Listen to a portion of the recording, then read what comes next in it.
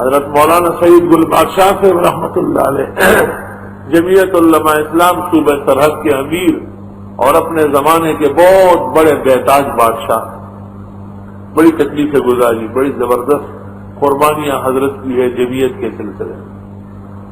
تو جب مولوی انتخابات میں کھڑے ہو گئے نا تو مردان میں ایک بڑی مشہور عورت تھی، نواب خاندان کی، اس نے وہ سخت قسم کے بیانات دینے شروع کیے کہ مولوی اپنے گھر جائے، ممبر سنبھالے اور ہٹ جائے ان باتوں سے۔ حضرت تشریف لے گئے، علماء کو ساتھ کر کے استاد محترم مولانا عبدالحنان سے استاد اس کے بنگلے میں اس سے ملاقات کی اور ان کو کہا کہ علماء کرام کے اسلام کے لیے آگے بڑھیں، ممبر و محراب سے بھی یہ اسلام بیان کریں گے اور اسمبلی میں جا کے بھی اسلام پیش کریں گے، آپ کیوں ناراض ہیں؟ کافی دیر تک سید گل بادشاہ صاحب رحمت اللہ علیہ امیر سرحد سمجھاتے رہے، لیکن اگر نہ پوئے گا آخر کی ورطوی ریخا بیگم سے بھی تو پوئی نشوے گا نا وینا لیکن نن نفس تا بیان ورکو زمون خلاف دا لرگے گو رتا مدر کی عمان نفسور بدن رو بس بس کی آغا ساعت سماوینا لالا لخ بودا بودا لخ توبکو مدا بیگم سے بھی تو نہ پوئی گا وینا ویدا کونٹی غصر بار وقت کونٹی خوالا دا سی وطراوغا سبی خضر اور کتنن نفس زمان خلاف بیان ورکا تاثر کے گورم حضرت نے فرمایا کہ نہیں سمجھتی ہے، میں نے تو بہت کچھ نے کہا نہیں، آئندہ علماء اور دین کے خلاف بیان دیا تو یہ لاٹھی پوری اندر کر کے دوسری طرف سے نکال دوں۔ پھر اس نے کہا نہیں میں تو علماء کا احترام کرتی ہوں، آپ میرے بزرگ ہیں، جیسے آپ پتہ ہے اپنے شر نجات ہی نلائنگی کا احساس لاٹھی کی بہت ضرورت۔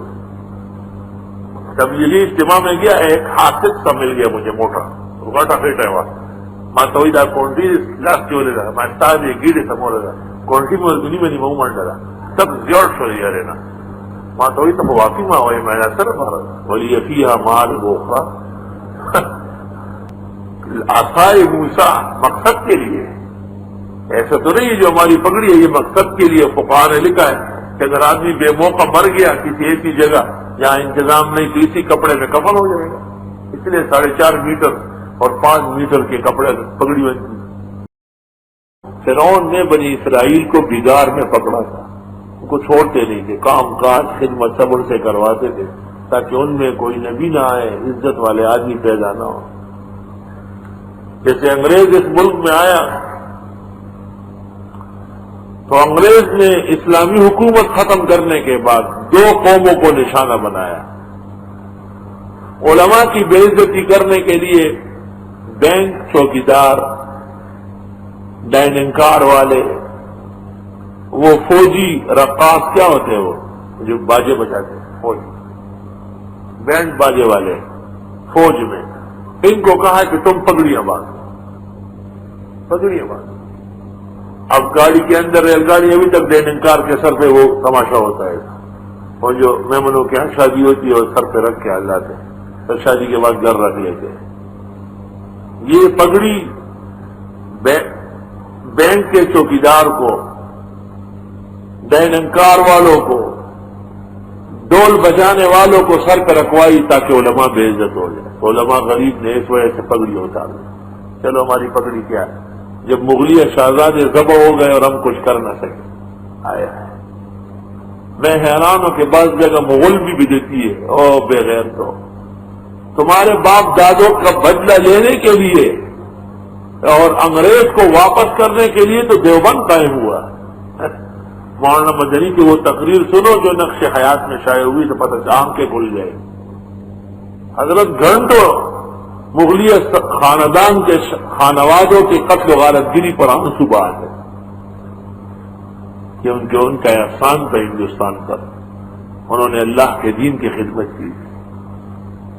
دارالعلوم دیوبند کے جلیل القدر مقاصد میں سے ایک اہم مقصد جیسے شیخ الہند نے کہا ہے تاسیس میں، وہ انگریز سے مغلیہ سلطنت کے تس نس کرنے کا بدلہ لینا، اور دیوبند 100% کامیاب ہو گیا۔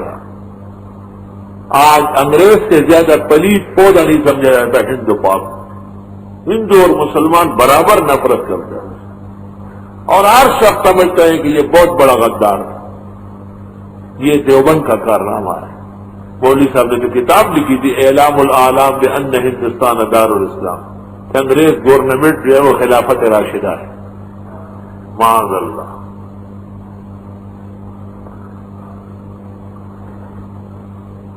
تو ایک کام تو انگریز نے یہ کیا کہ علماء کو بدنام کیا، ان کے خلاف ناول، تھیٹر، رسائل، جرائد شائع کہ یہ مولوی ایسے، یہ ایسے، جتنی غلط باتیں آپ سنتے ہیں وہ سب انگریز نے شائع کی.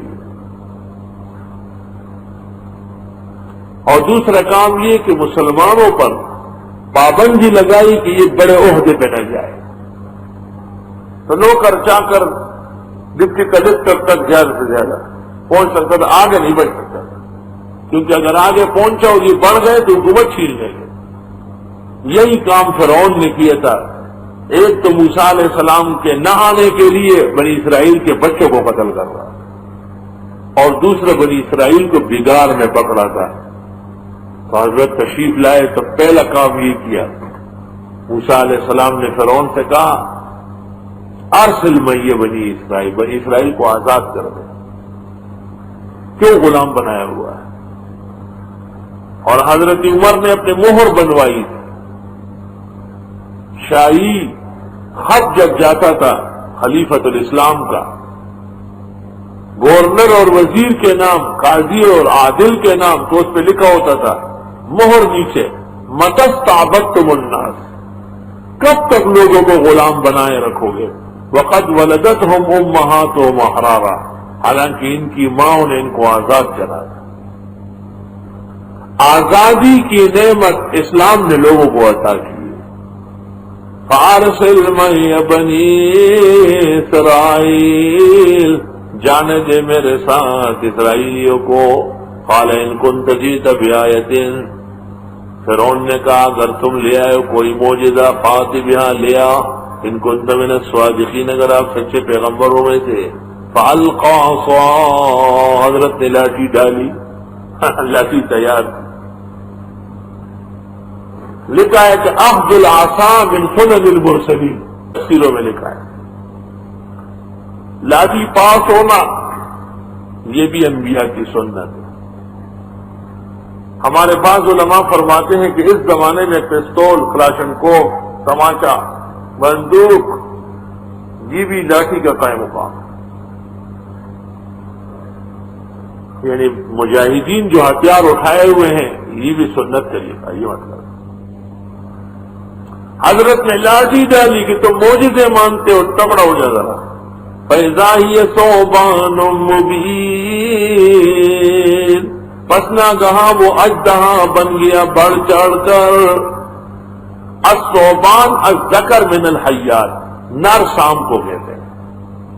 دوسری جگہ ہے فَإِذَا هِيَ حَيَّةٌ، اور جان کہتے چھوٹے سام کو. تو فخر رازی نے کبیر میں لکھا ہے کہ شروع میں چھوٹا ہوتا تھا، جیسے لاٹھی آپ ڈالے تو لاٹھی تو اتنی ہے نا، جتنی ہے اتنا سام بن جاتا تھا، اور اس کے بعد بڑھتا جاتا تھا یہاں تک کہ پورا میدان بھر دیتا تھا. وَنَزَعَ يَدَهُ، حضرت نے ہاتھ ڈالا گریبان میں. فَإِذَا هِيَ بَيْضَاءُ لِلنَّاظِرِينَ، بس کیا دیکھتے ہیں کہ وہ چمک رہا ہے لوگوں کے سامنے. فَإِذَا هِيَ بَيْضَاءُ تَلَعْلَعُ من غیر برس ولا مرض. دوسری جگہ ہے فَوَحَامِ من غیر سوء. یہ دو معجزات، عصا اور ید بیضاء،